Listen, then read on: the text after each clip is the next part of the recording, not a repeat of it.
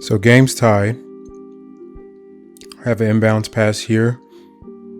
Triple J tries to post up Sengun. Gets the pass. Foul. If you notice in this game, they're going to try to go after Sengun during the stretch when the game's tied. Try to get a post up here. Triple J just isn't strong enough to move Sengun. That's a great defensive sequence there. Forces an air ball hook shot. So this is where your guy gets beat like that really puts you in a bind there. I think the fact that Triple J is a great shooter, but Alperen could have been a little more aggressive. Josh Christopher maybe could have anticipated that, but I think he was just focused on his man, just young guy plays. And both of them get split. That's why Eric Gordon looks like, what? Notice how Alperen sprints down the court, tries to get good position early on a smaller player. This is a sign of respect. When Triple J got a front, Alperen Sengun, that's telling you something, man. When you got a person that plays your position, essentially fronting you, that means you're a monster in the post.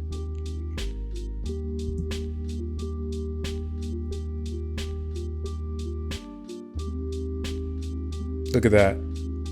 If you're watching the game, you probably missed what Alp just did right there. Let's go back and watch the whole sequence. He gets fronted by Triple J in the post. Comes off. Now, there is nothing involving him right now. Most young guys are going to stand there idly. Check out the IQ. You see Bane's position right there? Bane is in no position to fight over his screen. And you have Eric Gordon kind of outflanking him. And once again, when you have Triple J as a big, bigs aren't comfortable coming up on the perimeter and closing out or eating up the space between shooters. And just look at this. Initiating offense from the big position. Screen. That's a wrap. Look at this. Look at the space. Once again, in a 5-out offense, you don't really have to be a great shooter. You need great shooters on the team, but the big doesn't have to be a great shooter. Just by having IQ and being able to screen on the perimeter creates so many disadvantages. Look how wide open EG is. This is a layup for him. Splash.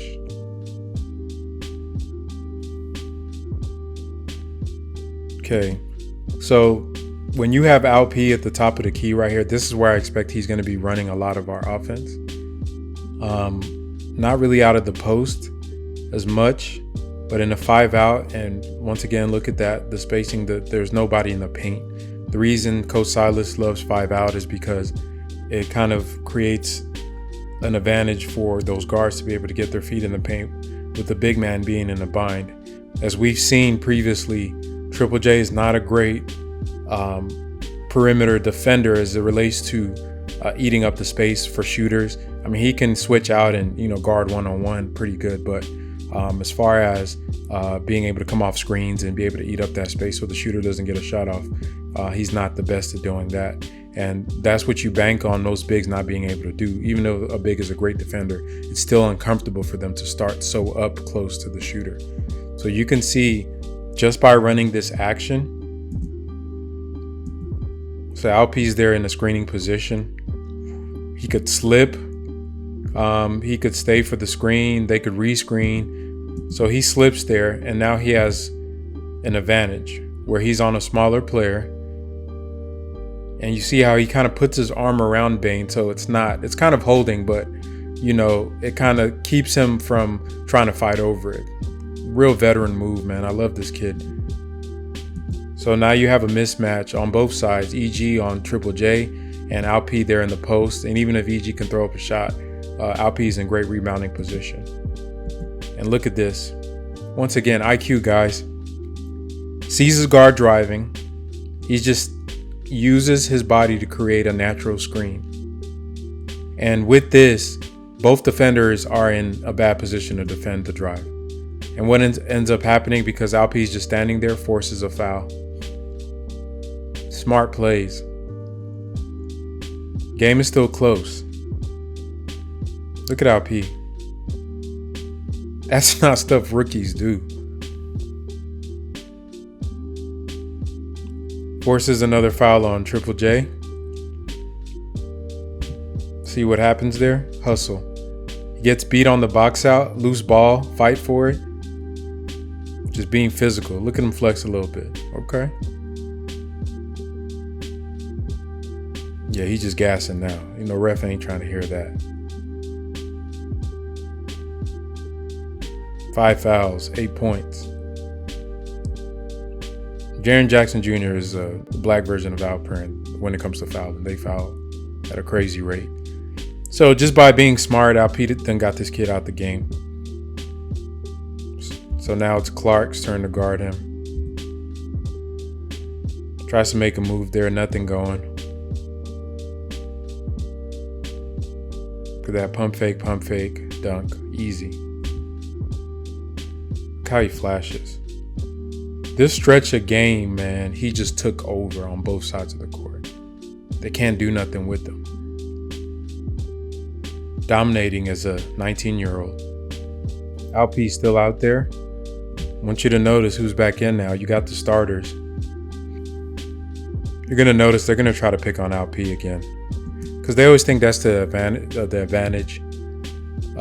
Try to get a screen. Get Ja on the slow center. And so you see Steven Adams set the screen here.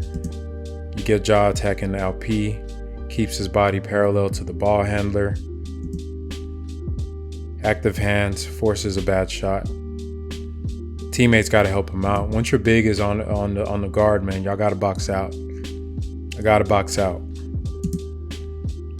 But good defensive stance on an elite ball handler right there.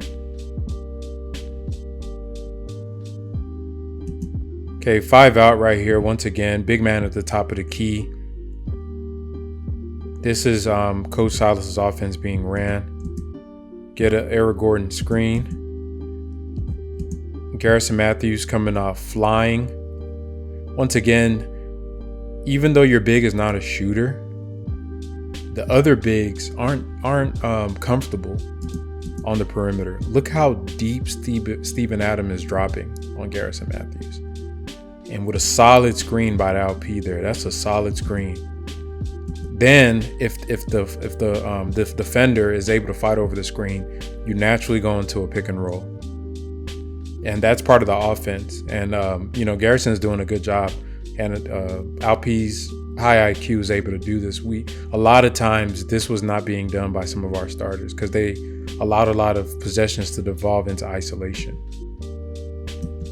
You get the cross-court pass. Pick and roll is off. Then Alp resettles in the post. Obviously, I don't think he's going to... Okay. A little turnaround jumper. Gets fouled. That's not in his bag right now, but it's coming. It's coming. Felt the defender's hand on him. Look at this IQ. That's stuff Chris Paul and them do. Just taking over the game, man. Baller. 6-point lead. It was tied when we came in. Our bench is still playing, and Memphis' starters are the ones going against our bench. So they get the ball. Memphis tries to go tempo. Once again, you're going to see they're going to try to pick on Alp, run the screen off. Now, this is a hard thing to guard. See, Josh is kind of gets washed on the screen here. I mean, that's Steven Adams, like run into a wall. Once he starts cutting, Ja gets downhill so fast. So Alp has to really, he's in no man's land right here. And I think one of the things I loved about him, he has this natural gift of playing the pick and roll where he stunts the ball handler and then tries to recover. But that's Ja Morant. Ja did beat him there, but got lucky. That would have been a layup. I'm not going to cap. 5 out principles again. You get this cut here from Kenyon. Alp setting the screen. You're going to see Kenyon cut through. You get a screen set there.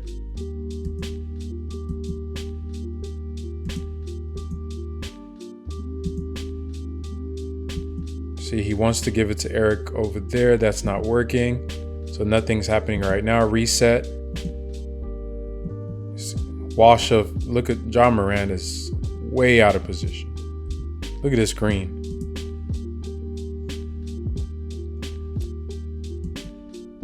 Now you get the screen here.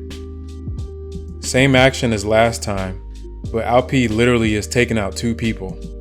And this is where I want Josh to really grow. This is what I wanted to see in Summer League. And he still has that tunnel vision. I know he scores here, but that's a hard bucket. Look how wide open Garrison Matthews is because Ja Morant's out of position. Like, whip that ball right now. And look at Alp, man. IQ. He's setting another screen for the recovery on Ja Morant just to give his man another shot. That's not something you can coach. This is why the kid was an MVP. Josh misses that, goes into an isolation, scores. I don't like that shot. He made it. That's great. I don't like that shot, but that's something that he's going to have to grow and see. But, you know, he had Conchar on him. I mean, that's food, so I don't blame him.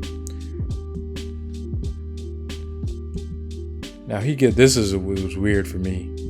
Steven Adams, it's a touchy foul. I think one thing you see about him, he overcommits sometimes. I'm talking about Alp. He shouldn't be in a position where he had to recover on a Steven Adams spin move. He should have walled that off better. Yeah, he fouled him. Yeah, that's rookie stuff, but man. Okay, he's back in with the starters now because he's cooking. Coach Alice left him in. Let him cook. Now, I want you to notice how he's trying to orchestrate the offense. He's telling Christian Wood, go up there. You got to stay with your principles. Set the screen. They just stand still. See, that's the issue with the starting 5 that made it so hard for these guys to score. And if you guys noticed, we always complain, why so much isolation? Because they stood around. And the reason the second unit had it popping with the ball, the cuts, and all that, the second unit embodied Coach Silas's offensive philosophy more than the first team. And when you don't have the movement, it devolves into these isolations. And Alp makes a great move. He just got to finish that off. But that's a hard guy to post up with Steven Adams. Good job, Morant. Try to attack him. Good active hands. Good contest. Teammates got to put a body. Fell asleep. One thing I'm excited about, instead of Christian Wood standing there, that's going to be Jabari Smith. And he's not going to stand there with his hands up pointing at the moon or whatever he's doing. He's going to go crash the glass. And you would hope that the players are a little bit more cognizant of rebounding and boxing out. Maybe that's Tari in there instead of Garrison Matthews, or it's Tate, or somebody that actually cares about the other aspects of the game aside from shooting, and put a body so we can win some of these defensive possessions where we get an initial stop. GOAT. How the rest of the game goes. The starters kind of picked it up and carried the team to victory, but that stretch, that masterful play that we saw from Alperen Sengun is really what won us the game. Because not only was he able to buy our starters rest time, he was able to have Ja and the other starters from Memphis stay in and not take over the game or for them to even get a lead. When your bench can keep a gap, in fact, add a gap to the point differential between you and the other team while their starters are in, that's usually what makes teams good. So this is an example of the special talent that Alperen Sengun is and why the Houston Rockets are excited to have this guy as one of their cornerstones going forward. I think a lot of the fan base is asleep. You need to go watch film and wake up and recognize what you have. Forget the box scores, just watch the game. And when you add other players with high IQ like Jabari Smith to this team, I think people are going to be surprised at what they see from this team in the next couple of years.